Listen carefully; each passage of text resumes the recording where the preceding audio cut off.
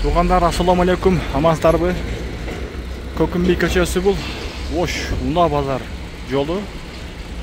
Мурунку асфальт бүткөн эле, тилекке каршы кайра одан суу чыккан. Азыр мына ушундай кылып 1,5 метр, 1 метр чугуп, кайра башынан мына чоң таштарды төгүп, кайра башынан травмапка кылдат туугандар. Лайктардан басып, каналга катталып коюңуздар.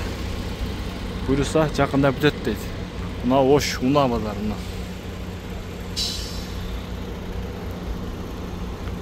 Жол бүтүп калса, бир аз сабыр кылып турабыз. Жол бүтсө вообще сон болуп калат.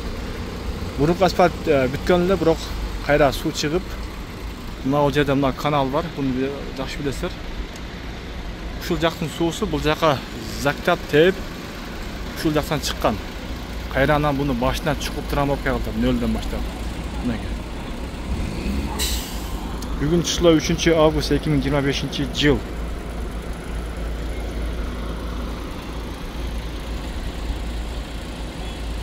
Мына ушундай болуп астында суу бар да туугандар.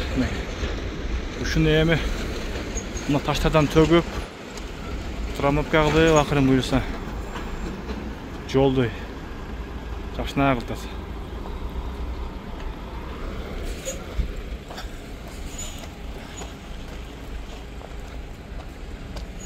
Жакында бүтүп калат деген жакшы ойдобуз.